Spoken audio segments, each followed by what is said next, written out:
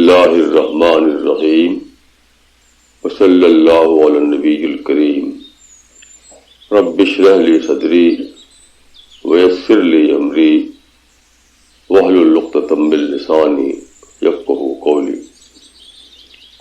Maulana, this question is from Mr. Rashid from Aaj TV, Karachi, Pakistan. His question is, Maulana, please throw some light on the history of Palestine-Israel conflict. Also tell us your views on the Palestine issue, and according to you, how can this issue be resolved?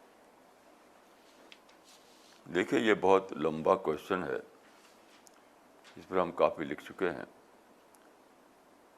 مثال کے طور پر ایک ہے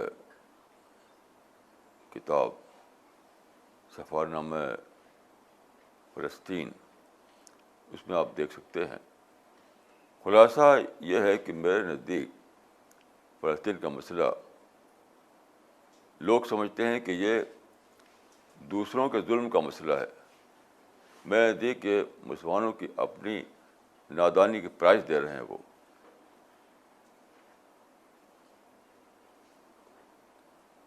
میں ایک مثال دیتا ہوں آپ کو کہ نادانی سے میرے کیا مراد ہے. دیکھیے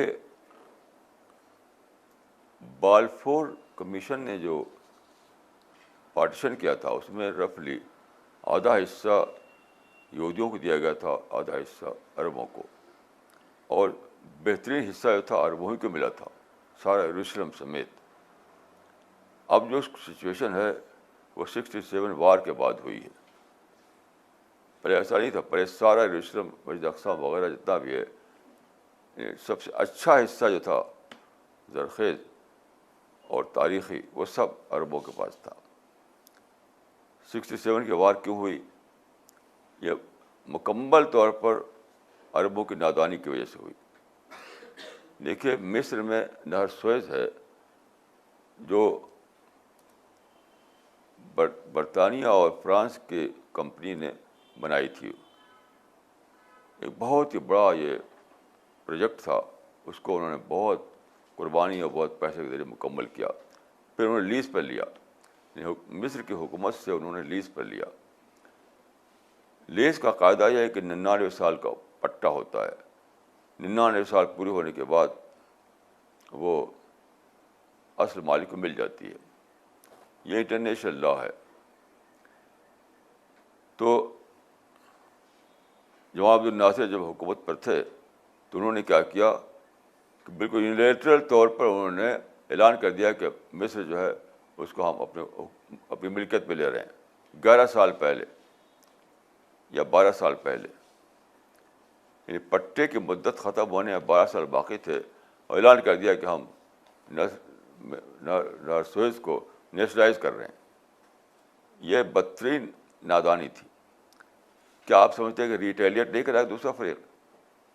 چنانچہ دیکھیے برطانیہ نے اور فرانس نے اسرائیل کو لے کر کے ایک مکمل منصوبہ بنایا اور حملہ کر دیا. اسی حملے میں سب چھین لیا انہوں نے. اسی حملے میں چھین لیا سارا. یہ میں نے تفصیل سے لکھا ہے. اب اس کے جو دوسری مثال لیجیے آپ، وہ ہے چین کی. چین کے پاس ہانگ کانگ ہے. ہانگ کانگ کو برٹش جو ایسٹ انڈیا کمپنی تھی، تو برٹشرس نے اس کو لیز پر لے لیا وہی 99 سال کے لیے. تو چائنا اتنا طاقتور ملک ہے، مصر سے زیادہ طاقتور ہے چائنا. اس نے کبھی ویسا نہیں کیا کہ زبردستی قبضہ کر لے ہانگ کانگ پر پیشگی. اس نے نیگوشیشن کیا برٹشر سے، اور نیگوشیشن کے ذریعے یہ طے پایا کہ جب لیز کی مدت خالی ہو تو وہ چھوڑ کے چلے جائیں. تو جیسے ہی لیز کی مدت خالی ہوئی وہ چھوڑ کے چلے گئے. تو سیم کیس تھا ہانگ کانگ کا، اور وہی کیس تھا سوئس کا. ہانگ کانگ کو انہوں نے عقلمندی سے واپس لے لیا، اور سوئس کو انہوں نے نادانی کا معاملہ کیا، اور سارا یعنی ان کے قبضے میں چلا گیا، اسرائیلی قبضے میں چلا گیا، اور لڑائی جاری ہے. یہ اتنا بھی ہے جب کچھ سب کا سب مسلمانوں کے نادانی کے کھانے میں جاتا ہے. آپ مجھ سے بولتے رہیے کہ اسرائیل ظالم ہے، امریکہ ظالم ہے، فلاں ظالم ہے، لیکن یہ ری ایسس کر کے دیکھیں کہ یہ کہانی جو ہے کیا کیا سبق اپنے اندر رکھتی ہے. پورا فلسطینی قصہ عربوں کی نادانی کا قصہ ہے. کسی معاملے وائس پلاننگ نہیں کی انہوں نے، کسی وقت وائس پلاننگ نہیں کی. تو اب قیمت کون بھگتے ہے؟ غلطی آپ کریں گے تو اس کی قیمت دوسرا نہیں دے سکتا ہے. مزید تفصیل آپ جاننا چاہیں تو میری کتاب پڑھ لیجیے آپ. Maulana, his second question was that according to you, what is the solution to this Palestine issue? Solution صرف ایک ہے، وہ ہے اپنی غلطی کو ماننا. میں اپنی غلطی کو ماننا. جب تک اپنی غلطی کو مانیں گے نہیں آپ، کوئی سولوشن نہیں ہے.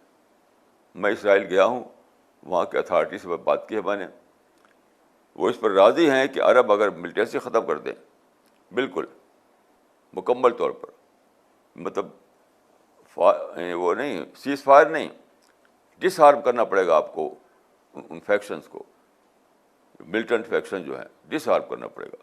یہ نہیں کہ فائر بندی تو پھر کھل جاتی ہے اس کے بعد. اس اصول کو مانیے کہ صرف حکومت کو حق ہے کہ ہتھیار استعمال کرے. ابھی جو تنظیمیں بنی ہوئی ہیں وہ ہتھیار کو استعمال کرتی ہیں، سوسائڈ بامبنگ کرتی ہیں وغیرہ، یہ سب مکمل طور بند کرنا پڑے گا. تو میں بات کیا انہوں نے، اور بالکل راضی ہیں وہ کہ 67 لائن پہ واپس چلے جائیں وہ. لیکن جب آپ ان کو یہ رسک رہے گا کہ آپ بم ماریں گے، سوسائڈ بامبنگ کریں گے، تو کیسے چھوڑیں گے؟ وہ کبھی نہیں چھوڑ سکتے ہیں وہ. تو اس کا حل صرف یہ ہے کہ عرب اپنی نادانی کو مانیں، اپنی غلطی کو تسلیم کریں، اور ساری تنظیمیں جو ہیں وہ ڈس آرم کریں. میں سیز فائر کا قائل نہیں ہوں، ڈس آرم کریں وہ. تو پھر ابھی فیصلہ ہو جاتا ہے. میں نے خود وہاں کی اتھارٹی سے بات کی، وہ راضی ہے اس پر کہ 67 لائن کو واپس جانے کی.